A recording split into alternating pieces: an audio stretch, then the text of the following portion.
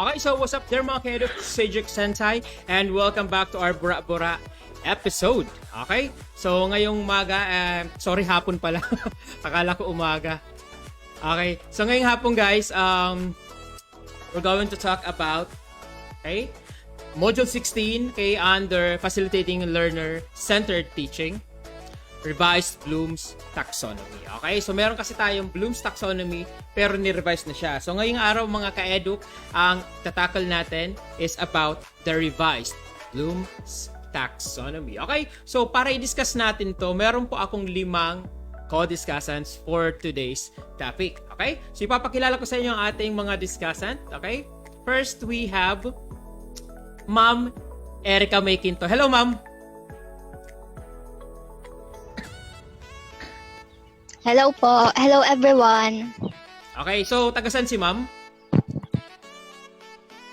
Ligaw po, sir. Anong barangay, Ma'am?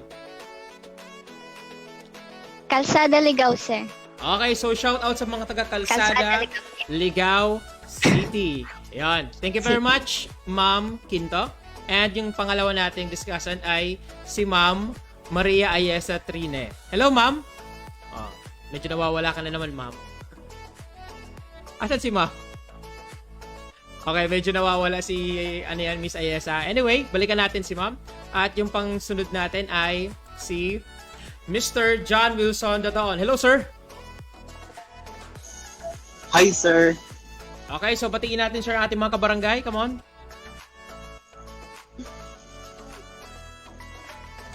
Shout out nga pala sa mga taga-barangay Rizal, Uwas, Albay. Ayun, so shout out sa mga taga-barangay Rizal, Uwas, Albay. Okay? Thank you very much, sir. Okay? And sunod natin discussion for today's topic ay si Ma'am Rhea Joyce Requillas. Hello, Ma'am. Hello po. Good afternoon po sa lahat. So, I'm from Ilawer Sur, Uwas, Albay. So, shout out sa mga kapitbahay ko dyan. Alright, so shout out sa mga taga-barangay Ilawer Sur, Uwas, Albay. Ayan, that's Ma'am Rhea Joyce Requillas. Okay, thank you, Ma'am. At yung panghuli nating discussant for today is Ma'am Christine Siletaria. Hello, Ma'am. Hello po, sir. Ako po ay taga-Ubali po lang, Albay. Ikaw lang yun. Ito ang taga-Ubali. Okay, so ikaw lang ba yung natatangi taga-Pulangi dito? Hindi po, si Ayesa po. Si Ayesa taga-Pulangi din. Okay. Opo.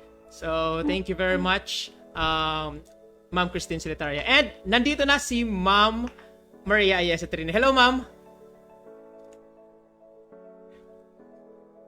Yan, medyo mahina talaga yung kanyang internet. Hello, Ma'am.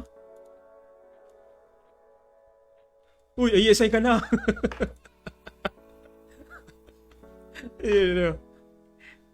Ayesa, hello.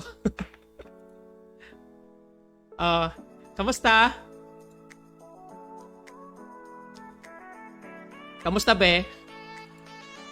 370 na, be. Narinig ni Ayesa. Anyway, so medyo mahina ang internet ni Ma'am Ayesa. Pero para mabigyan natin ngayon guys ng time ang ating discussant. Okay? So I think we'll have a short break for a while. We'll be right back.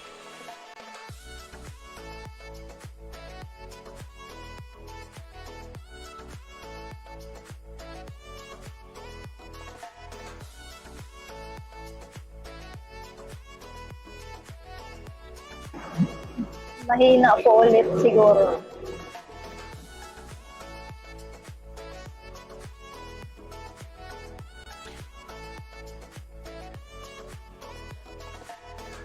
Okay, so yun guys, time check, it's already 3:18 in the afternoon. So welcome back sa ating Bura Bura live stream. Okay, regarding the topic Module 16, Revised Bloom's Taxonomy under the course Facilitating Learner-Centered Teaching. So to discuss our first topic, okay, I think we have Ma'am Erica Mayquinto to discuss with us. Ma'am, it's your turn po.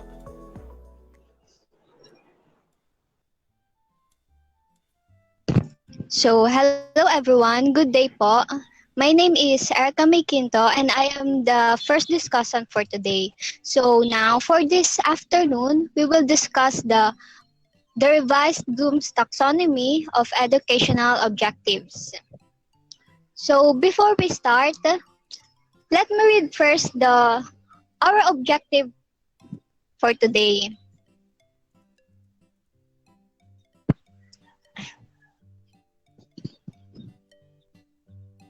So at the end of the lesson, the students will be able to explain how the revised Bloom's taxonomy works. Number 2, identify the difference between old and new taxonomy. Number 3, apply the practical guide in using the revised taxonomy. So since we are 5 reporters, the first one, the original one, will be discussed by me. The revised one will be discussed by Ayesa. The difference between the old and revised taxonomy will be discussed by Mr. Wilson. The 2 dimensions of the revised taxonomy will be discussed by Ms. Ria, and the practical guide in using the revised taxonomy will be discussed by Ms. Christine. So, before we proceed to the revised one, let me discuss first the original taxonomy. Bloom's taxonomy was originally published in 1956 by a team of cognitive psychologists at the University of Chicago. It is named after the committee's chairman, Benjamin Bloom.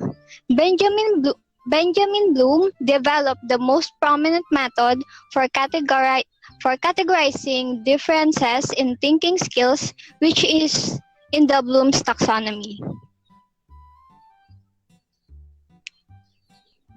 The next one, Bloom's taxonomy was developed to promote higher forms of thinking in education, such as analyzing and evaluating concepts, processes, procedures, and principles, rather than simply memorizing facts. It is a framework for educational achievement in which each level depends on the one below, often known as pyramid. The model is used in instructional design primarily for creating effective learning objectives.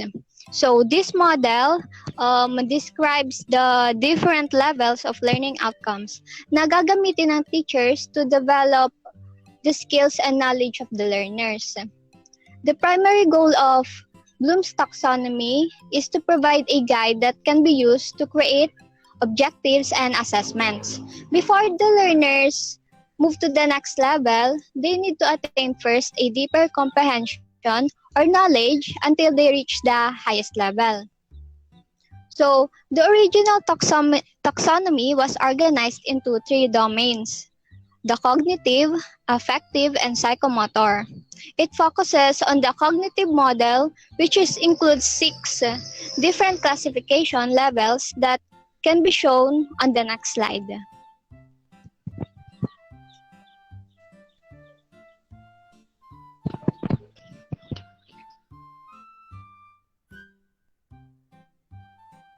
Kita mo yun yung slide.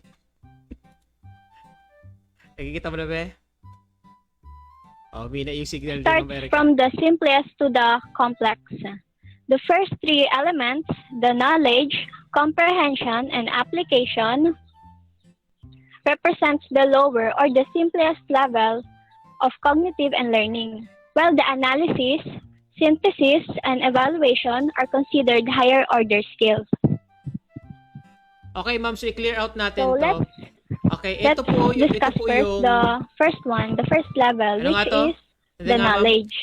I-explain natin to sa ating mga viewers. Ito po yung nakikita ninyo, ito po yung dati. Okay na, sir. Right? This is the original one. Okay? So, kung napapansin ninyo, okay? So, nakalagay po dyan is knowledge, comprehension, application, analysis, synthesis, and evaluation, which is the highest. Okay? So, ito po na yung i-discuss sa atin ni Ma'am Erica. Okay, Ma'am? So, let's proceed po. So let's discuss first the first level, which is the knowledge. Facts, stating memorized rules, principles, or definitions, includes memorizing, recognizing, or recalling factual information. The verbs they can use are list, identify, name, recite, and define. We could also add recall, select, or states. Yan, tama. So, for example, the students will define a term or knowing the safety rules and reciting the topic of the lesson. Tama. So for the next level is comprehension. Understanding concepts, rules, and principles. Organizing, describing, and interpreting concepts. So the verbs that we can use are describe, interpret, explain, illustrate, summarize, restate, and defend. So unlike sa knowledge na simply defining a term, the learners can now interpret or state a problem in one's own words. So for example, the learners can now explain on their own words the steps for performing a complex task, or the learners can now give example on the topics discussed by the teacher. Tama. So for the third level, which is the application. Using concepts and principles in real-life situation. The verbs we can use are apply, classify, demonstrate, discover, predict, show, solve, and compare. So from the word itself, application, we can now apply or utilize what we learned in the classroom. Into situations. So for example, the learner used her knowledge to solve situations outside the classroom. Yung natutunan niya inside the classroom is used in a new and concrete situations. Okay. So for the fourth level, which is analysis. It requires higher level thinking skills such as finding underlying structures, separating the whole into its components, and identifying motives and recognizing hidden meanings. So the verbs we can use are analyze, ascertain, diagram, differentiate, discriminate, examine, determine, classify, investigate, construct, and contrast. So, in analysis, it represents a higher intellectual level than comprehension and application because they require an understanding of both content and the structural form of the material. For example, the learners can now identify and analyze the relation between the topics discussed in the lesson. Okay. So for the fifth level, which is the synthesis. Students pull together elements of what had been learned in a new way, expected to create an original product based on the knowledge acquired, combine the ideas presented into a new whole, or relate several ideas into a consistent concept. The verbs that we can use are combine, compile, create, design, develop, expand, integrate, extend, originate, synthesize, and formulate. In synthesis, the learners have the ability to put parts together to form a new whole, to create new meaning or structure. For example, they can now create essays on their own words. Yan. In synthesis, learning outcomes in this area emphasizes the formulation of new patterns or structures. So for the last level, evaluation is the highest level of cognition. Students can now assess or judge based on a set of standards on what they learned, expected to make thoughtful value decisions which reference to knowledge, resolve differences and controversies, and develop personal opinions, judgments, and decisions. The verbs that they can use are assess, critique, judge, appraise, contrast, evaluate, weigh, and recommend. So for the highest level, which is the evaluation, this is the highest cognitive hierarchy because it contains elements of all the other categories. We can now make judgments about the value of idea or materials. So for example, we can now explain and justify a certain topic. So that's all for the original Bloom's taxonomy. Okay. So the original Bloom's taxonomy have 6 categories, which are knowledge, comprehension, application, analysis, synthesis, and evaluation. So now, Lauren Anderson, a former student of Bloom, and David Cratwell revisited the domain and made some changes. And that is the Bloom's revised taxonomy of educational objectives that will be discussed by the next reporter. Okay. Thank you. Okay, thank you very much, Ma'am Erica. So, clear out natin sa ating mga ka-eduk, sa ating mga viewers. Ang tinutukoy po dito is cognitive domain. Right, Ma'am? Yes, sir. Okay. So, wala pa dito yung psychomotor at wala pa dito yung affective domain. So, this is more on the cognitive. Okay? It's more Cognitive. on the mental.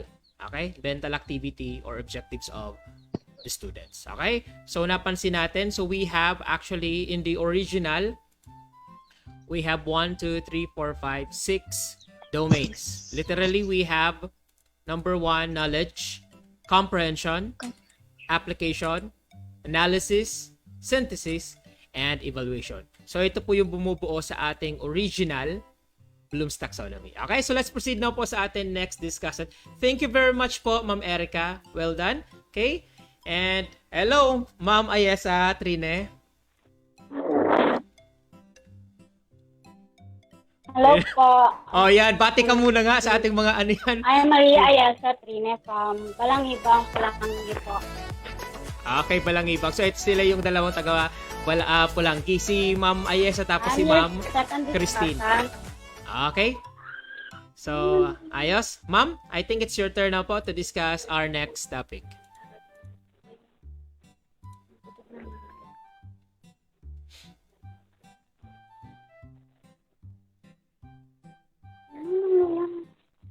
Okay na, Ma'am. Start ka na po.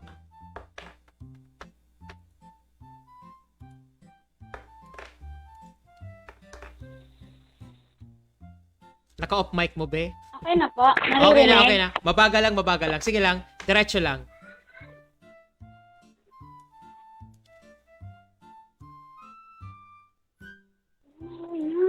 Okay lang yan. Sige na, be. Start na. Basa na. Okay, so medyo mahina talaga yung internet ni ano yan.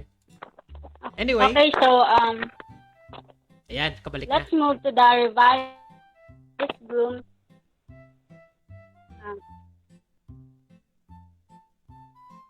Taxonomy for learning, teaching, and assessing. A revision of Bloom's taxonomy of educational objectives. So, Lauren Anderson taxonomy. There are 6 levels of cognitive learning according to the revised version of Bloom's taxonomy. Each level is conceptually different. There are 6 levels, which are remembering, understanding, applying, analyzing, evaluating, and creating. First is the remembering. Can the student recall or remember the information? The use of verbs are define, duplicate, list, memorize, recall, repeat, reproduce, and state. The student can recognize and recall relevant knowledge from the long-term memories. This level is simply remembering or recalling previous learned information. Second is understanding. Can the student explain ideas or concepts? In this level, the student can construct meaning from oral, written, and graphic messages through explaining ideas or concepts. The use of verbs are classify, describe, discuss, explain, identify, locate, recognize, report, select, translate, and paraphrase. Next is applying. Can the student use the information in a new way?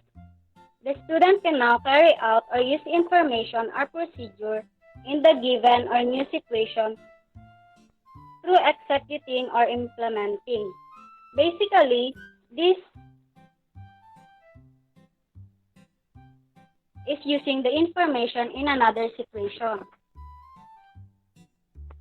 The use of verbs are choose, demonstrate, dramatize, employ, illustrate, interpret, operate, schedule, sketch, solve, use, and write.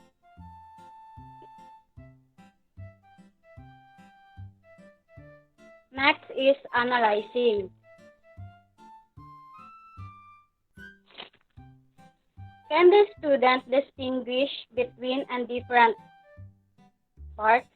The student can distinguish between parts, how they relate to each other, and to the overall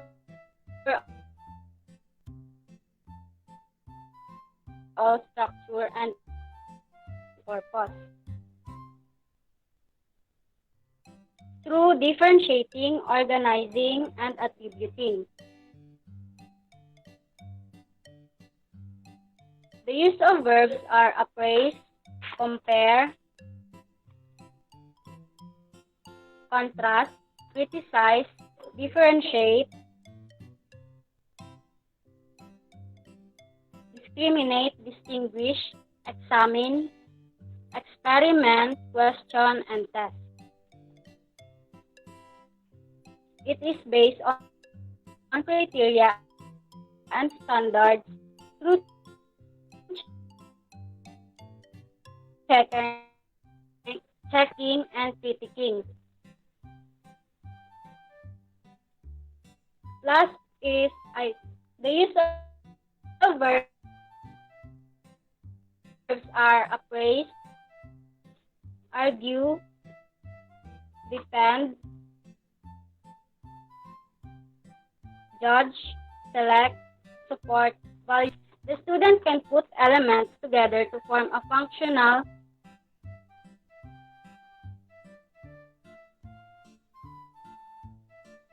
whole, generating new ideas, products, or a way of viewing things. This last level, formulate and write. Here's an example, moving from the lower level, which is remembering,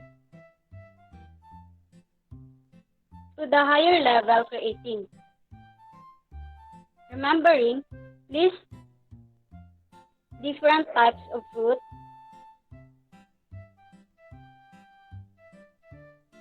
understanding, explain why they are classified as fruit, applying,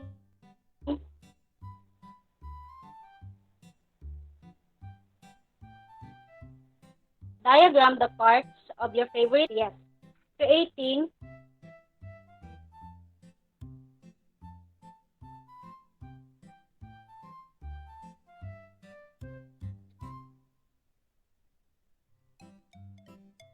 Yeah, so medyo nawawala yung internet ni ma'am.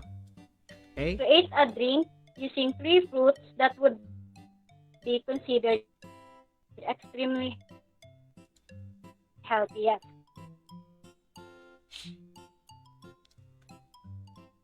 Each level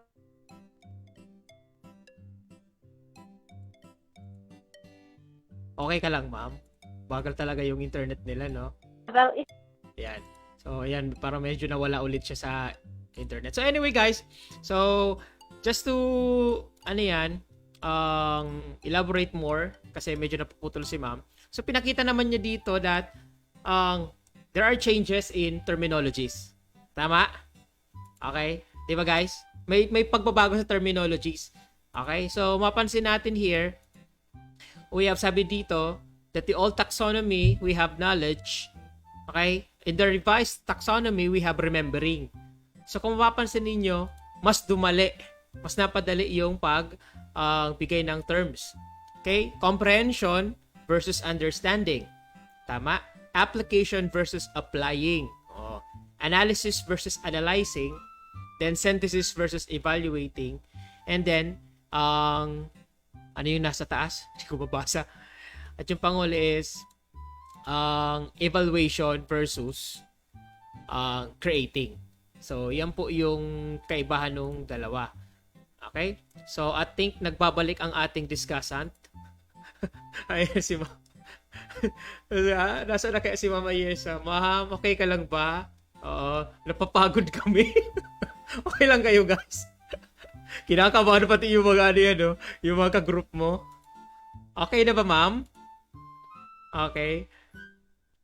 So, medyo nawawala na si Ma'am Tricia. But anyway, so I think siguro tapos na ang discussion siguro ni Ma'am. Tama ba? Tapos na siya dito sa discussion niya. Sino yung susunod? Okay. Si Sir Wilson na ang susunod. Okay. Oh, hello, Ma'am. Yes, nakabalik ka na? Okay. Hindi naka-signal po, sir. Okay lang. So, meron ka pa bang sasabihin o i-explain sa ating mga viewers regarding sa revised? Okay lang yan. Mahina. Pare-pera naman tayong mahina talagang internet. Okay, so talagang medyo mahina kay Ma'am. Anyway, so I think we should have a little break. Okay, para magkaroon tayo ng proper decent internet speed. Okay, so guys, thank you very much, Ma'am Ayesa. We'll be right back.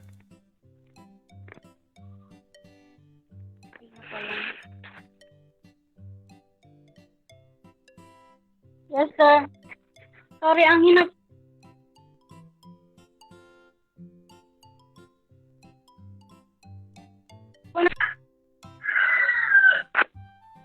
Wala na, sir. Wala na po.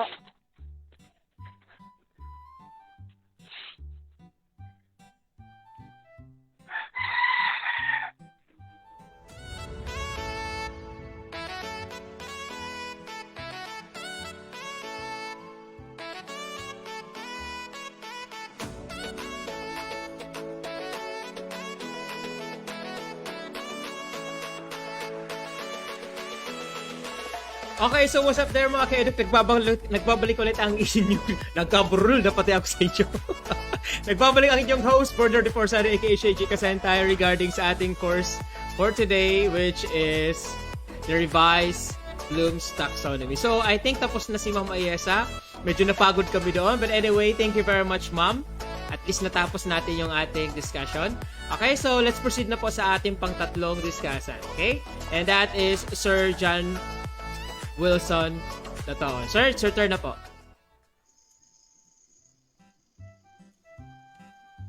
Good afternoon, guys. Thank you, Miss Ayesa and Erica, for discussing the original and revised taxonomies. Now, I will discuss about the difference between the old and the revised taxonomies.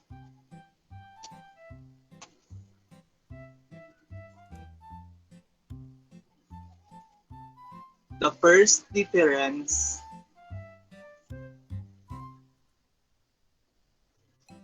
is the levels or the categories of thinking in the old taxonomy were nouns, while in the revised taxonomy, they are verbs. Yan. When the Tama. So, tama yung explanation, sir, ha? So, ulitin natin. Yung doon sa una, nouns po, sir. Dito sa revise, Verbs na po. Okay, let's proceed, sir. When the Bloom's taxonomy was revised, slight changes are made. The nouns from the original version have been replaced as verbs in the revised version. Yan. As we can see, in the old taxonomy, we have knowledge, comprehension, application, analysis, synthesis, and evaluation. While in the revised version, it was changed to remembering, understanding, applying, analyzing, evaluating, and creating. This is because learning and thinking is an active process. So we should be using an active vocabulary to encourage that. Yes, tama.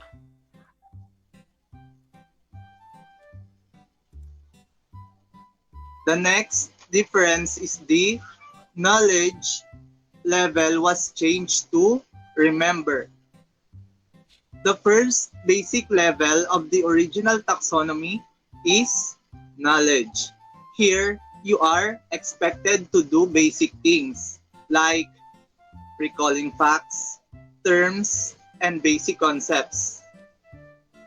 While in the revised taxonomy, it was changed to remembering, to measure, or to know if the students can recall or remember the information.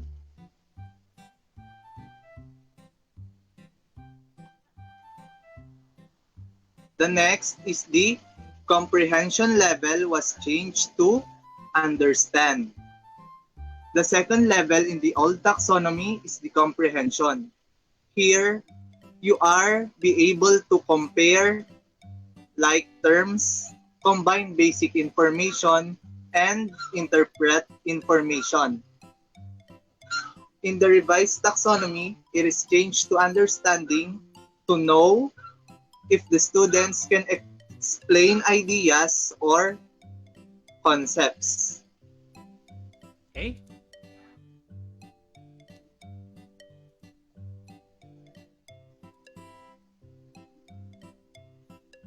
The next is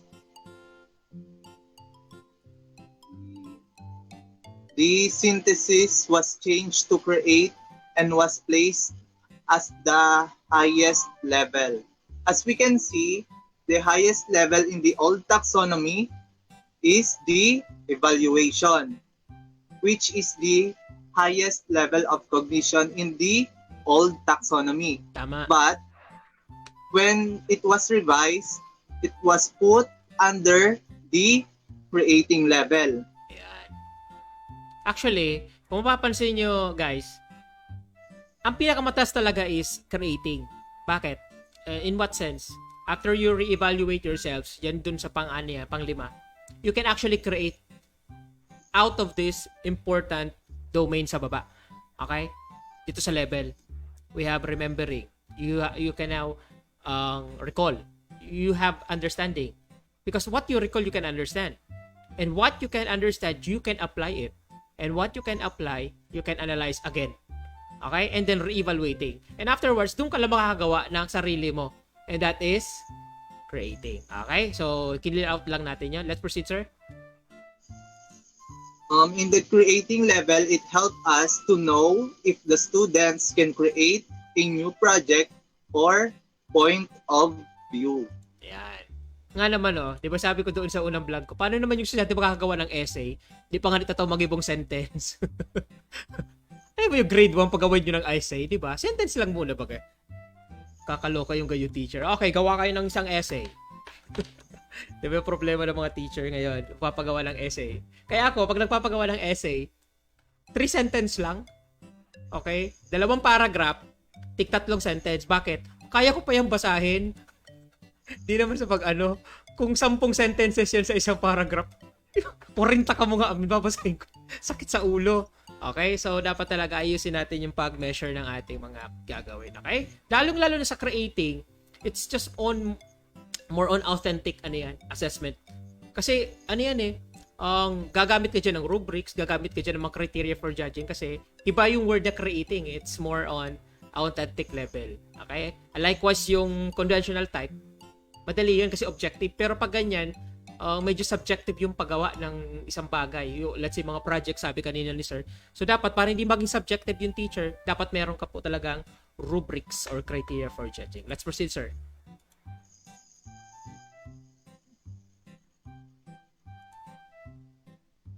The last difference is the cognitive domain now includes two dimensions, the cognitive dimension and the knowledge dimension.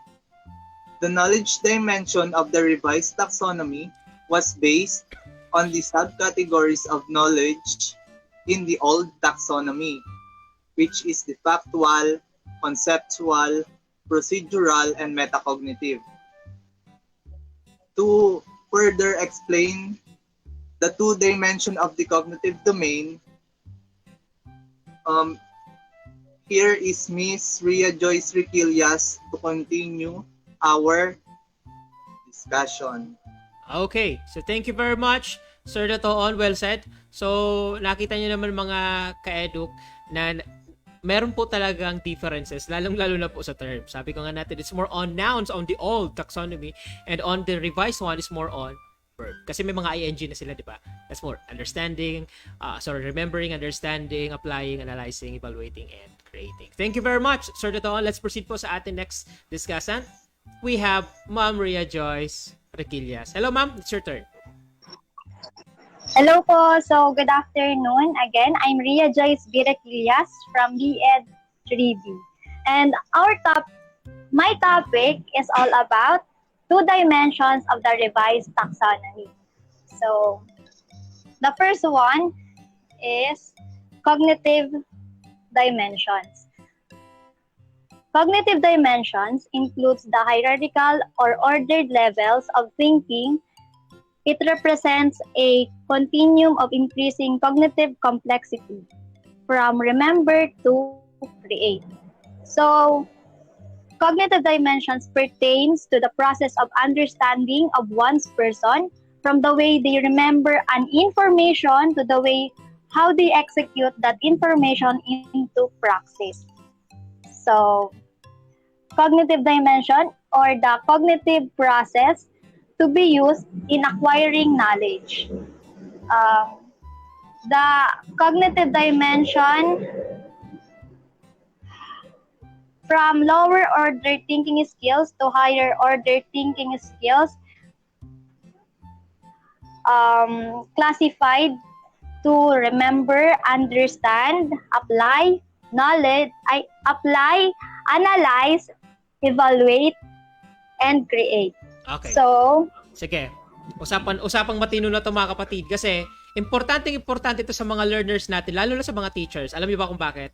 Pag gagawa kayo ng table of specification or TOS, lalo na yung two-way table of specification, papasok at lalabas talaga itong 6 na levels of the revised Bloom's taxonomy. So, subukan natin ngayon na-explain yan, ma'am. yes po. So, let's proceed to remember. Remember, retrieve relevant knowledge from long-term memory. So, for example, locating knowledge in long-term memory that is consistent with presented materials. So, recognize the dates of importance. Yung mga dates, ganyan. So, yan. Let's proceed to understand. Understand, construct meaning from instructional messages, including oral, written, and graphic communication. Next is apply.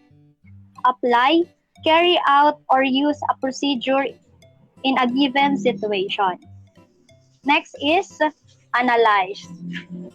Analyze, break material into its constituent parts and determine how the parts relate to one another and to overall structure or purpose.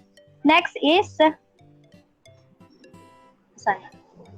Hindi mo basa? Next is evaluate. Sige, diretso. Next is evaluate. Make judgments based on criteria and standards. And last one is create. Put elements together to form a coherent or functional whole. Reorganize elements into a new pattern. So, let's proceed to knowledge dimensions.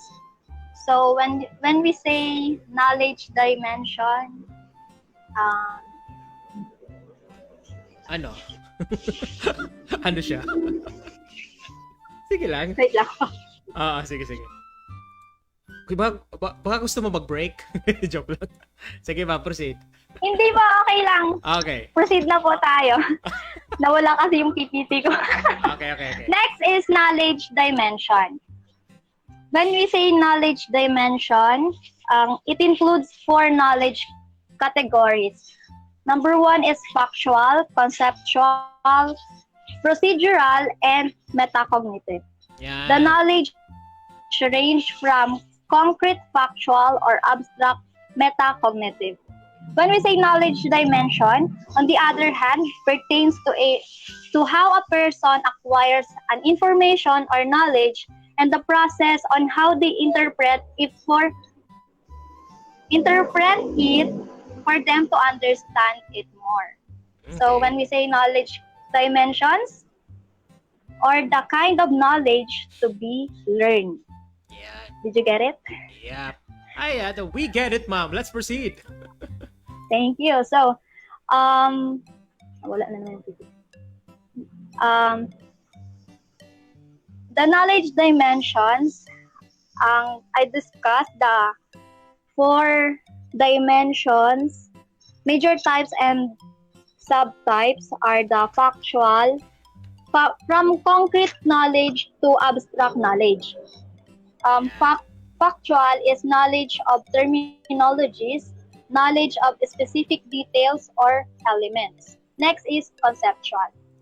Conceptual is knowledge of classification and categories, knowledge of principles and generalization, and knowledge of theories, models, and structures. Next is procedural. Procedural, knowledge of subject, specific skills, and Algorithm. Algorithm. Ayan.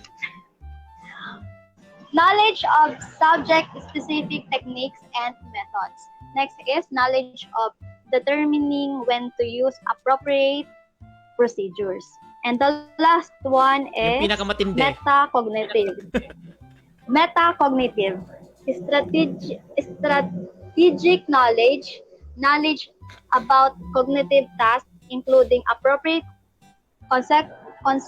conceptual and conditional knowledge. And it is also self-knowledge. Ayan. That's all. Ito yung pinakamataas from talaga. the 2 dimensions. Yeah. Okay. So, lahat kayo, nandiyan na kayo po sa metacognitive. Kasi nasa university kayo. In higher education, dapat nandiyan na kayo. It's more on strategic na ang knowledge ng estudyante, di ba? So, alam na ninyo kung paano. From self-knowledge. Yes po. Okay. So, i-review natin ito mga kapatid regarding here bago tayo mag-proceed. So, i-clear out natin. Pag sinabi nating factual, it's more on terminologies, definitions. Kasi nga, facts. Tama? Yun siya. Okay? We also have conceptual. Okay? Pag sinabi conceptual, ito yung mga types. Kaya meron dyan, di ba, sa, sa objective ng mga teacher. At the end of the lesson, the students are expected to define, are expected to describe. Nandiyan po yan sa conceptual. Are expected to classify. Ganyan, lalo na sa science. So, dapat just more on classification, measuring, nandiyan po yan. Yung procedural naman, it's more on knowledge and subject-specific skill. Ibig sabihin, process. Sa mathematics po yan. Lalo-lalo na nga. Di ba yung una, for example, sa mathematics, to add 2-digit number without regrouping. Di ba? Yung susunod naman, to subtract 2-digit number with regrouping. Yan, yung mga ganon, that's procedural. And yung metacognitive, ewan ko kung naabot ko na to. Sabi ko ito yung pinakamataas. It's strategic knowledge. Knowledge about cognitive tasks, including, alam nyo kung ano to? Kapag binigyan kayo ng task ng teacher by grouping, nako po, metacognitive yan. Yan sinasabi ko. Dito papasok yung ano yan, yung pinakapatas na antas ng kaisipan ng isang estudyante. Lalong-lalo na kung kaya niyang pasunodin yung lahat ng kagrupo niya. Pag grouping pa din, di ba? Ano papansinin niyo? Ang hirap na hirap yung leader. Sa mga kasabay, sa mga kakuyog, mga naamang pakilabot, kung uno gigiribo. Pinangaya magsurat ngaya kamunguha ni Kadi, tabangan nyo na ngaya ako. Lahat yung leader. Yung leader na yung nagsulat, yung leader pa yung nag-discuss. So yung leader lang yung nagkaroon ng metacognitive knowledge. Actually, it's more on tawag pa dito, holistic learning ang metacognitive. Kasi papakisamahan mo talaga yung kagrupo mo, yung teacher mo, yung subject na pinag-aaralan mo. It's more on yun. Kaya yung andyan sa baba, self-knowledge. Diba? Kaya lahat ng modules ninyo actually is metacognitively done. Bakit? Sa dulo ng module, meron tinatawag na reflection. Diba? Meron niya reflection. Instead na assignment, ang nakalagay sa module, reflection. How do you assess yourself? From 1 to 5. Diba? Sa bawat subject. Yun yung tinatawag natin metacognitive. Okay. Knowledge or abstract dimension. Let's proceed po, ma'am.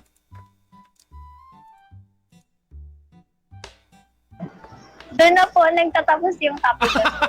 Okay, so ayun, tapos na pala si ma'am. That's all po. Okay, so Sa 2 dimensions. ayos. Bloom's taxonomy. Okay, Yes very po. well said, ma'am. Well displayed. Maraming salamat po. Thank you very much, Ma'am Riquillas. Thank you po. Thank you. Okay, So we so understand po. okay, so huwag kayong alas. We will be right back.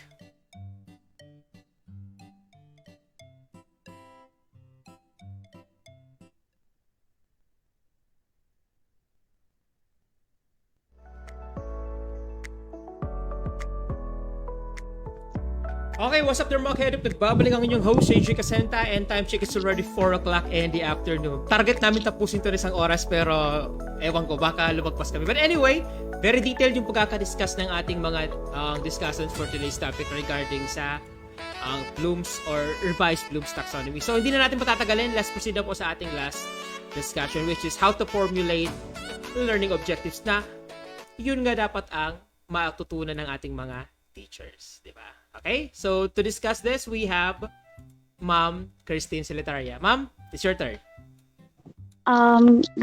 Good afternoon, everyone. I am Christine Solitaria, and I will discuss about the practical guide in using the revised taxonomy. So first is the remember. In the revised taxonomy, remembering is defined as the lowest degree of learning in the cognitive domain. The learners absorb, remember, recognize, and recall information. In the sample action words, these are the verbs. It is retrieving relevant knowledge from long-term memory. It also to recognize and recall. Here are the suggested activities or outputs in remembering. Recitations, worksheets, definitions, fact charts, and lists. Ayan. Klarado. Ayos. Next is the understanding.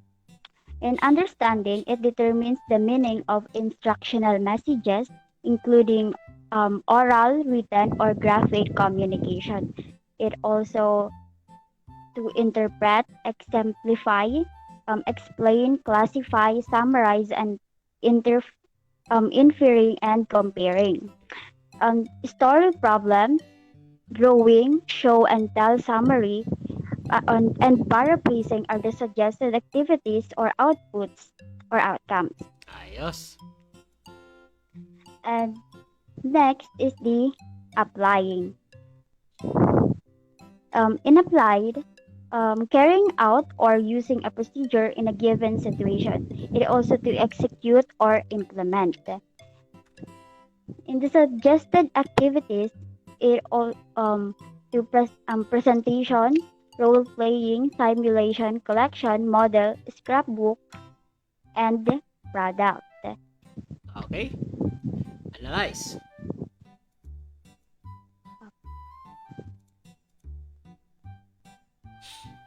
Next is to analyze. In analyzing, it means breaking materials into its constituent parts and detecting how the parts relate to one another and to an overall structure or purpose. It also to differentiate, organize, and attribute. Here are the suggested activities or outcomes: chart, questionnaire, plan, spreadsheet, summary, and survey. Okay. Let's move. Evaluate. Making judgments based on criteria and standard. It also to check and critique, like opinion, judgment, recommendation, report, self-evaluation, position paper, and critique. Okay. And So- last P is to create. It puts elements together to form a novel, coherent whole or make an original product. It is also to generate, to plan, and to produce. Like framework, model, story, multimedia, presentation, poem, haiku, song, and essay.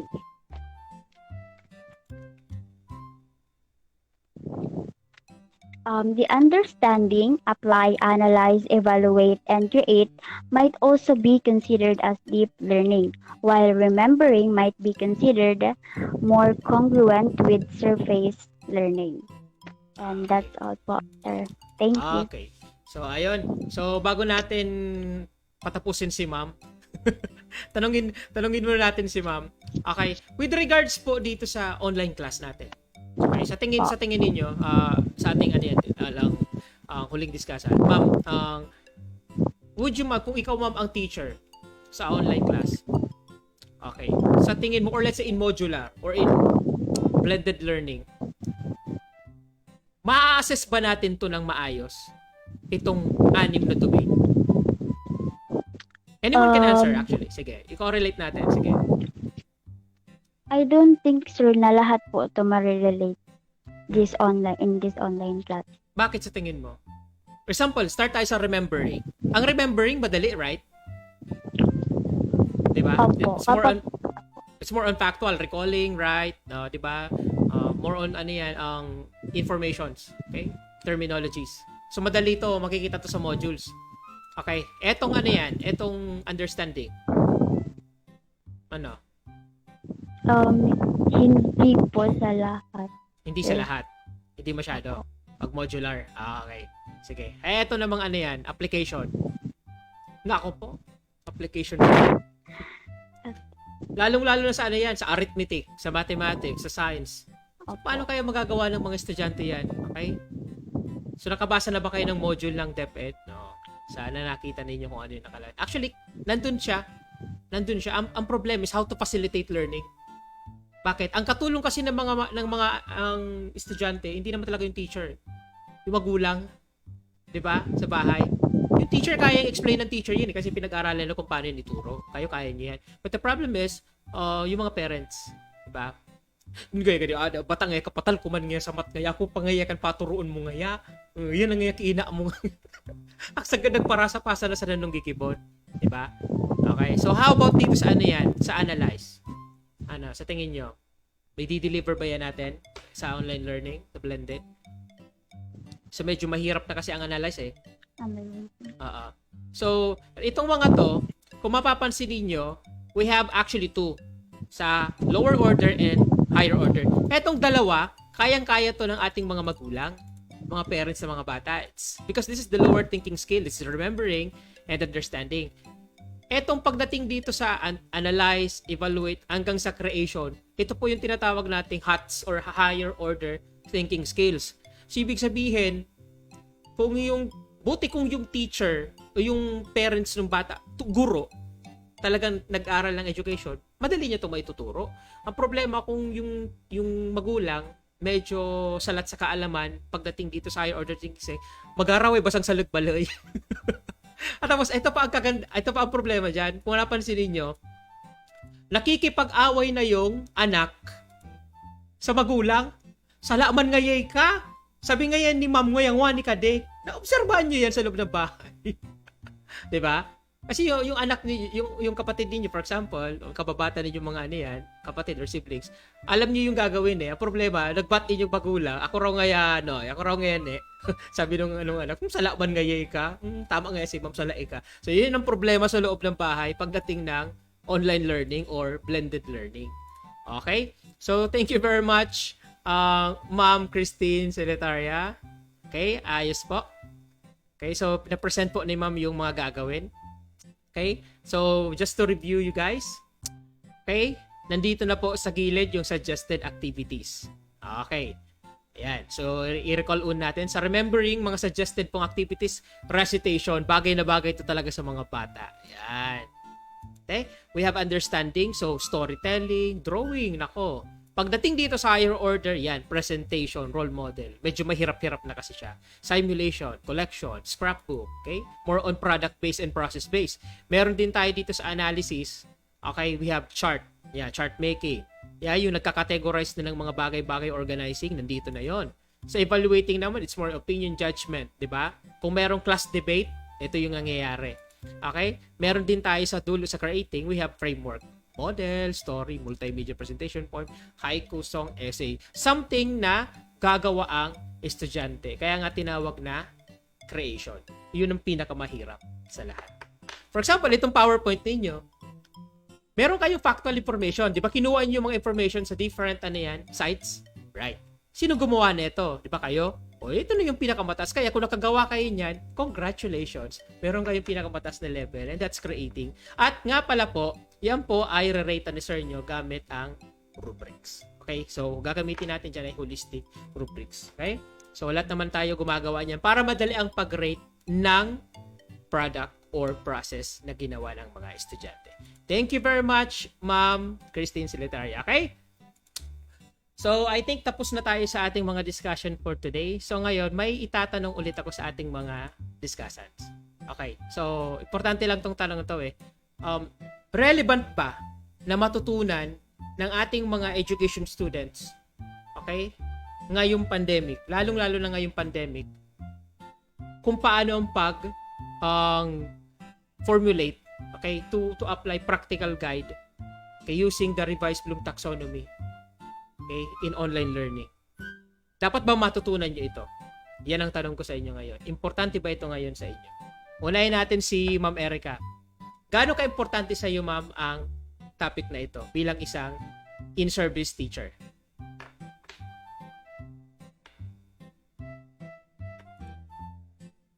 Ayan, merienda muna tayo.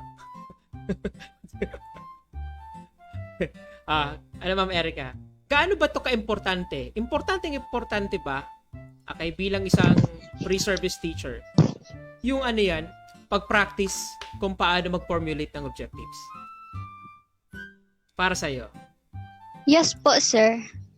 Bakit? Siyempre, sir, important po. Kasi, siyempre, itong Bloom's Taxonomy po, nakaka-help siya para ay nalalaman niya kung paano din matuto ang students. Gamit ang Bloom's Taxonomy po, they can create assessments po. Tama. For the learners. Okay. Remember may subject kayong That's all, assessment. sir. Okay, thank you very much, ma'am. Remember may Of subject learning. kayong assessment of learning 1? Tama? May subject pa kayong assessment of learning 1? Di ba meron? Okay, so importanteng mag-guide, importanteng malaman ninyo, okay, itong 5 level na to, itong 6 na level ng revised Bloom Taxonomy. Bakit? Mas madali niyo maiintindihan kung saan mahina yung estudyante. For example, gagawa kayo ng exam. Okay. Saan ba dapat, for example, multiple choices, ano ba dapat ang unahin? Higher order thinking skill or lower order thinking skill questions? Sa tingin niyo, alin dapat unahin?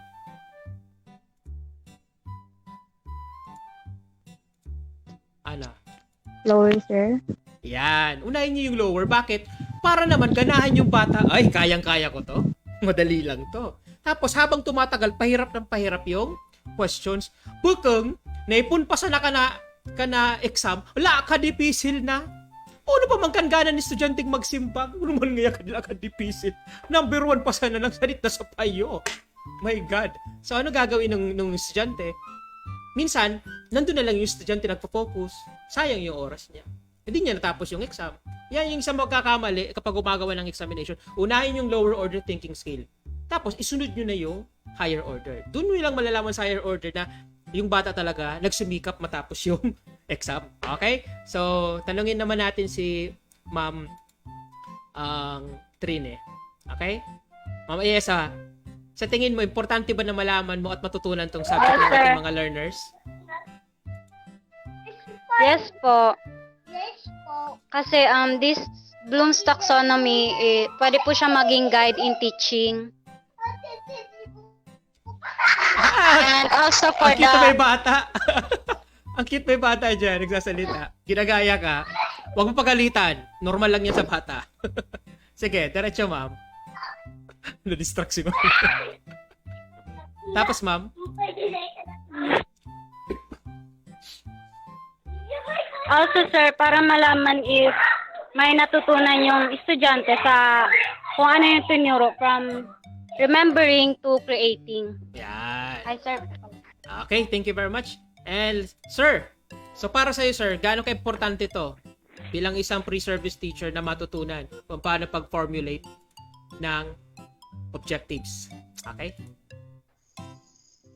For me, sir, napaka-importante kasi magagamit nila ito bilang guide para mas makapagturo ng mas mabuti at malaman nila yung strength and weaknesses ng kanilang students. Okay, tama. Okay? That's for for monitoring the students' performance. Yung importante kan evaluation. Okay, thank you very much. And how about Ma'am Riquillas? Gaano ka-importante, ma'am, tong topic na to? Sobrang importante. Sa totoo lang, sir. Kasi it allows educators to assess learning on ongoing basis. Like, for example, na-encourage yung mga bata to learn more and naiintindihan nila at nalalaman mo kung natututo ba yung mga bata. And yun po. Ayos, tama. Well said. And panghuli, si ma'am, tinanong ko na to kanina si ma'am. Gaano sa iyo ka-importante, ma'am? Kasi sa iyo talaga yung topic. Di ba? Ma'am yung topic, formulate. Gaano ka-importante sa iyo? Importante po to, sir. Gaya po ng sabi nila na guide po iyon for us future teachers. And kung yung weaknesses and strengths po ng estudyante,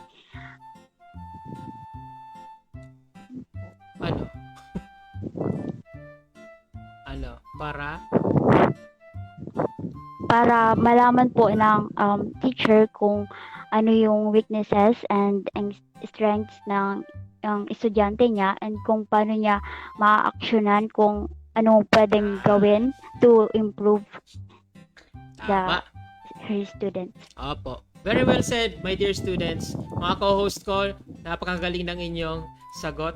Okay? So, I hope na naintindihan natin mga viewers na napakabigat ng trabaho ng isang guro. Dito pa lang po, napakasakit na sa ulo. Pero anyway, kaya nga meron tayong mga subjects na ganito para ituro sa inyo at i-discuss kung paano ba ito mapapadali. So, meron na rin po tayong actually sa internet makikita ng mga tawag ba dito? Verbs. Okay? Nagagamitin natin sa pag-formulate ng objectives. Kasi, remember, the bread and butter of the teacher is lesson plan. So, sa lesson planning pa lang, dapat magaling na tayong mag-create ng objectives. So, ito yung pinaka-topic or ito yung pinaka-aim ng subject nito. Remember, our objective is to explain how revised Bloom taxonomy works. Okay? And then, we have to identify the difference between the old and the new. We have done that. And apply the practical guide in using the revised taxonomy. Yan. So, in-explain natin yan kanina sa ating mga viewers na dapat alin ang unahin? Lower order thinking skill muna at isunod ang higher order thinking skill. Huwag babalik ta rin dahil siguradong walang makakasagot niyan. Nangyari na to eh. Palagi itong na-obserbahan sa school. Pagkatapos ng ng discussion, pagkatapos ng activity, tatayo na yung teacher sa unahan. Ito na yung sasabihin ng teacher. Kaya, Mr. Datoon, why is it that history is important? Bakit importante yung kasaysayan? Ang hirap sagutin ng why. Kaya unahin mo muna yung ano. O, di ba? Pag tinanong yung estudyante, Mr. Datoon. Okay? Actually, bawal talaga yung ano yan, yung, ano nga yung term? Yung tatawagin mo na yung pangalan ng estudyante. Dapat talaga, ang pinaka-rule dyan is, i-address nyo muna yung question. Yun tama. Kaya sabi ng teacher, okay mga bata, ano ang natutunan ninyo ngayong araw? Ano ang pamagat ng ating inawit? O, di ba? Madaling sasabihin yung bata. Alam yung title eh. Okay? Di ba? Pero kung tatanungin nyo kaagad kung importante ba ang kumanta, hindi yung masasagot ng estudyante. Kahit naman kayo eh. Napakahirap tanungin ng question na why. So, everybody should start in what? Who, what, where, when. Yan. Diyan muna tayo. Okay. Sino ang mga ano nga yan? Who are the characters in the story? Naku, lahat yan sasagot isa-isa kasi alam nila yung mga characters. Diba? Kaya pa yun i-describe ng mga estudyante. Pero kung tatanungin mo yung mga bata, why is it that the story is very sad? Napakahirap niyang sagutin. Pero kung dadahan-dahanin niyo yan until makarating kayo doon sa why question, nako po, dahil magaling yung teacher. It's just a matter of art of questioning. So, dahil importante sa atin na ano nga yung pinaka-key term, unahin mo na yung lower order thinking skill at isunod ang higher order thinking skill. Mapa sa instruction man yan or sa evaluation. Okay? So, I think tapos na ating subject for today. Huwag kayong aalis mga kapatid. We will be right back.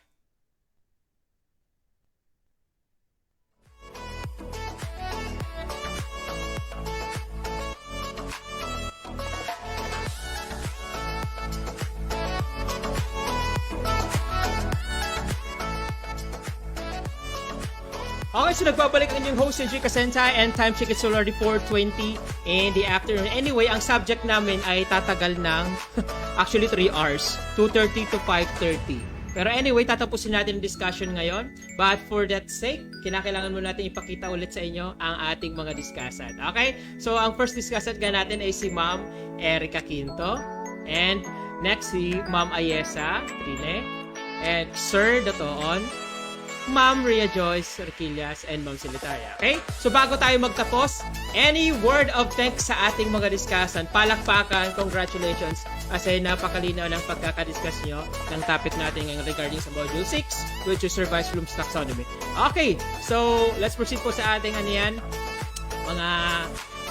discussant. Wala na po si kung kailan patapos na wala na siya. Okay, so huling bate, any word of thanks po, Ma'am Erica?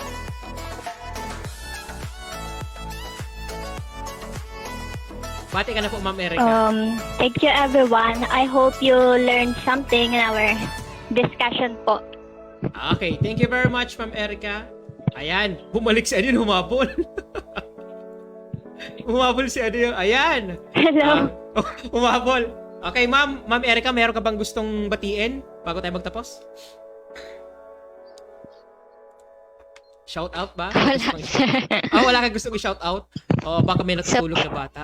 Okay, keep quiet tayo. Okay, thank you very much ulit, Ma'am Erica. Okay?